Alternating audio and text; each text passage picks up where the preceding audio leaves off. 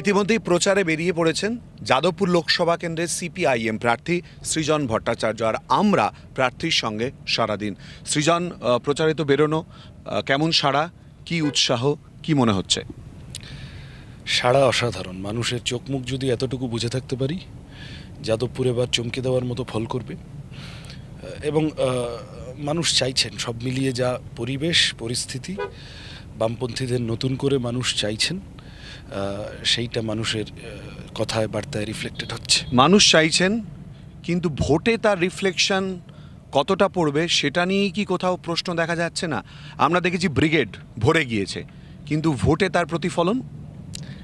আমি যদি তোমায় উল্টো দিক থেকে প্রশ্নটা করি, যেমন যে যাদের এত সরকার মন্ত্রী শান্ত্রী ঢাল তরোয়াল সব আছে, 100 দিনের কাজের লোক, যে রিক্সা চালায়, টোটো চালায়, অটো চালায়, যে ছোট দোকান করে, সবাইকে জোর করে তুলে নিয়ে গিয়ে ওই রকম কী সব একটা র্যাম্প ফ্যাম্প করেও তারপরেও বার্ডস আই ভিউতে চুলের থেকে টাক বেশি হয়ে গেল। তার মানে যাদের এত কিছু আছে তারা একটা ব্রিগেড ভরাতে পারে না, আর যাদের কিছু নেই তাদের এতটাই কমিটেড একটা কর্মী বাহিনী আছে, সমর্থক বাহিনী আছে, যে তাদের ডাকে আজও ব্রিগেড ভরে। আমাদের কাজ এই কর্মী বাহিনীটাকে নিয়ে যাওয়া বাকি বাইরের মানুষের কাছে, বামবৃত্তের বাইরের মানুষের কাছে। আমার ধারণা সেইটা এইবারের নির্বাচনে হচ্ছে। এইবারের নির্বাচনে যা ভিড় এবং যা ভোট, তার মধ্যে একটা সাযুজ্য থাকবে। আইএসএফ এবং তার সঙ্গে জড়িয়ে থাকা মানুষ, তাদের ওপর তো নিশ্চয়ই বামেদের খুব ভরসা ছিল, সেই ভরসার জায়গা তো থাকলো না। তাহলে কি সৃজন মুশকিলে পড়ে গেল? না, আমি তো বলছি প্রথম দিন থেকে যে আমার ফোনের রিংটোন হচ্ছে বাড়িয়ে দাও তোমার হাত, আমি আবার তোমার পাশে হাঁটতে চাই। এখন কেউ যদি ওই গানটা না শুনে, আমাকে আমার মতো থাকতে দাও, নিজেকে নিজের মতো গুছিয়ে নেবোটা বেশি শোনে, তাহলে সেটা তার বিবেচনা, পরিপক্কতার প্রশ্ন। কিন্তু আইএসএফের কর্মী সমর্থকদের কাছে আমি প্রথম দিন থেকে যেটা বলছি, যে ভোট ভাগাভাগি হলে তৃণমূলের লাভ, বিজেপির লাভ, বিশেষত তৃণমূলের লাভ, এখানে তো বিজেপির খুব ব্যাপার নেই, সেটা আইএসএফের ভাঙড়ের কর্মী সমর্থকদের জন্যও ভালো হয় না, সামগ্রিকভাবে যাদবপুরের মানুষের জন্য তো ভালো হয় না বটেই। ফলত আমার স্থির বিশ্বাস আইএসএফ নেতৃত্বও পুনর্বিবেচনা করবেন, আর আইএসএফের কর্মী সমর্থকরা তাদের বড় অংশের সাপোর্ট তো পাবো বটেই। পাইয়ে দেওয়ার কথা, পাইয়ে দেওয়ার রাজনীতি, পাইয়ে দেওয়ার রাজনীতি সৃজনকেও বলতে হচ্ছে। পাইয়ে দেওয়াই তো রাজনীতিবিদদের কাজ, খুব সোজা করে। এটা নিয়ে খুব ঢাকঢাক গুড়গুড় করে লাভ নেই। মানুষ রাজনীতিবিদদের থেকে কি পাবেন তার ভিত্তিতে মানুষের রাজনীতিবিদদের ভোট দেওয়া উচিত। রাজনীতিবিদদের কাজ যে তারা মানুষকে কি দিতে পারবেন। রাজনীতিবিদরা সেই জায়গা থেকে ডাইভার্টেড হয়ে গরুর দুধে সোনা খুঁজতে চলে গেলেন, ওটা পলিটিশিয়ানদের কাজ না। যে কম্পিউটারে বিরোধিতা করেছে সিপিআইএম তথা বাম দলগুলি, সেই এআইএর সহযোগিতা নিতে হলো বুদ্ধদেব ভট্টাচার্যের বক্তব্য 2024 লোকসভা নির্বাচনের পরিপ্রেক্ষিতে তুলে নিয়ে আসার জন্য। কেন? আমার তো ভালোই লেগেছে যেটা বলেছেন বুদ্ধদেব ভট্টাচার্যের এআই যেটা ফর্মড হয়েছে, এবং আমি যা শুনলাম ওনার পরিবার সবাই সহমত হয়েছেন এতে। দেখো, আমরা কম্পিউটারের বিরোধিতা করেছিলাম, কথাটা বোধহয় খানিকটা অসম্পূর্ণ কথা। সেই সময় আমাদের কথা ছিল যে এভাবে কম্পিউটার এলে বহু মানুষের কাজ চলে যাবে, তাদের রিহ্যাবিলিটেশনটা কোথায় হবে, পুনর্বাসনটা কোথায় হবে। এই প্রশ্নটা কিন্তু যত নতুন নতুন প্রযুক্তি আসবে, এই প্রশ্নটা ডিল করতে হবে আমাদের সবাইকে। কর্মসংস্থান নিয়ে কথা হচ্ছিল, বারবার করে চলে আসে 34 বছরে কি করেছে। এই প্রশ্নের উত্তর তো আজও দিয়ে যেতে হচ্ছে সিপিআইএমকে তথা বাম নেতৃত্বকে। 34 বছরে কি করেছে? আচ্ছা চলো, আমরা যে রাস্তাটা দিয়ে যাচ্ছি, ধরো আমি ওপরে আকাশের দায়িত্ব নিতে পারবো না, যে রাস্তাটা দিয়ে যাচ্ছ সেই রাস্তাটা প্লাস তোমার ক্যামেরা সামনে পিছনে ডান দিকে বাদিকে যা দেখাতে পারবে, সব বামপন্থীদের। ওমা, এই এই এই মুহূর্তে এই সরকারের দাবি তো তারা উন্নয়নের ধারা বজায় রেখেছে, তারাই তো উন্নয়ন বইয়ে দিচ্ছে, রাস্তায় উন্নয়ন দাঁড়িয়ে রয়েছে।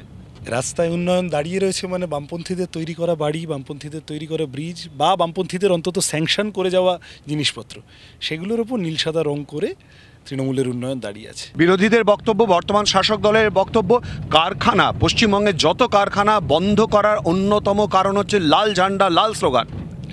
এগুলো ওনারা বলতে পারেন, তাহলে লাল ঝান্ডা তো 12-13 বছর হয়ে গেছে, তো এই এক পুরনো কাসুন্দি শুনিয়ে লাভ কি আছে? হয়ে গেছে আমাদের। আমি যখন লাল ঝান্ডা যখন চলে গেছে, আমি তখন স্কুলে পড়তাম, এখন আমার একটা দুটো চুল পেকে গেছে। এই যে 12-14 বছরে কি এলো, কোন কারখানা তুমি আনতে পারলে বাপ? অনেকগুলো প্রশ্নের উত্তর খোঁজার আমরা চেষ্টা করলাম, আরও বেশ কিছু প্রশ্ন বাকি থাকলো প্রার্থীর সঙ্গে সারাদিনে, তার উত্তরও খোঁজার চেষ্টা করব। চোখ রাখুন জি24 ঘন্টায়।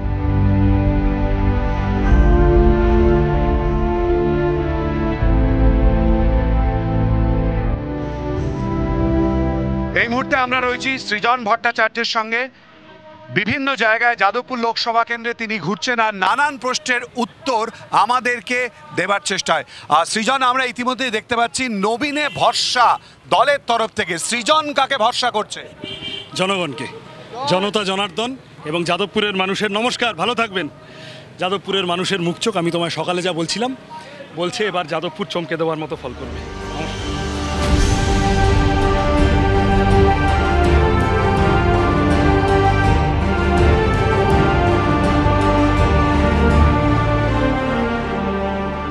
বামেরা কি বৃদ্ধতন্ত্র থেকে বেরিয়ে আসার জন্যই সৃজনকে দাঁড় করালো? ভোট কি বাক্সে পড়বে? বৃদ্ধতন্ত্র এইসব তোমাদের বানানো শব্দ। আমাদের পার্টিতে সবসময়, আজকেও সেলিমদা, সুজনদা বলো বা তার আগের জেনারেশন, বুদ্ধদেব ভট্টাচার্য, বিমান বসু, অনিল বিশ্বাস, সবাই আমাদের বয়সেই গুরুত্বপূর্ণ দায়িত্ব পেয়েছেন। ফলত এখন এইসব কথা সামনে আসছে বেশি, পাশে থাকবেন। এটা ঠিক যে পপুলেশনের বড় অংশটা ইয়াং, তো তাদের কাছে পৌঁছাতে আমরা এই প্রজন্মের ভাষায় যখন কথা বলছি বেশি রিলেট করা যাচ্ছে অবশ্যই।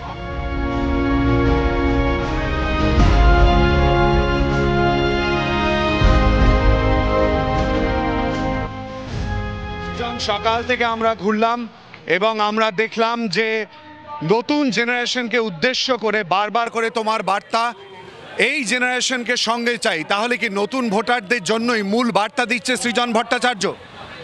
নতুন পুরনো সবার কাছেই আশীর্বাদ চাইছি, সমর্থন চাইছি, সাহায্য, ভালোবাসা চাইছি। আমি নিজে, আমার বয়স কম, তরুণ প্রজন্মের বন্ধু, সমবয়সী বন্ধুদের কাছে সাহায্য তো চাইছি বটেই। নমস্কার। সকাল থেকে আমরা দেখলাম প্রার্থী সারাদিনে জি24 ঘন্টা তোমার সঙ্গে রয়েছে। বারবার করে দেখলাম যে বিভিন্ন সম্প্রদায়ের কাছে দৌড়ে যাচ্ছ, এমনকি ঘরের উঠোনে পর্যন্ত দৌড়ে যাচ্ছ। তাহলে কি লড়াই একেবারে সমানে সমানে বলে মনে করছো, নাকি কোথাও খামতি রয়ে গেছে সংগঠনে? নমস্কার।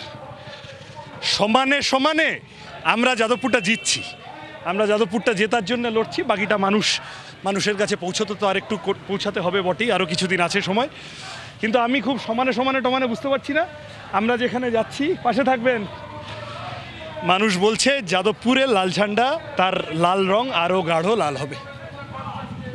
আমরা সারাদিন সারাদিনে সৃজন ভট্টাচার্যের সঙ্গে কাটালাম এবং তার যে মূলত বার্তা এবং তারই সঙ্গে প্রচারের বিভিন্ন মুহূর্ত তুলে ধরলাম। এবার অপেক্ষা করতে হবে ভোটের দিন এবং ফলাফলের দিনের জন্য। ক্যামেরায় শুভ্র ঘোষের সঙ্গে শিলাদিত্য কর, জি24 ঘন্টা, যাদবপুর।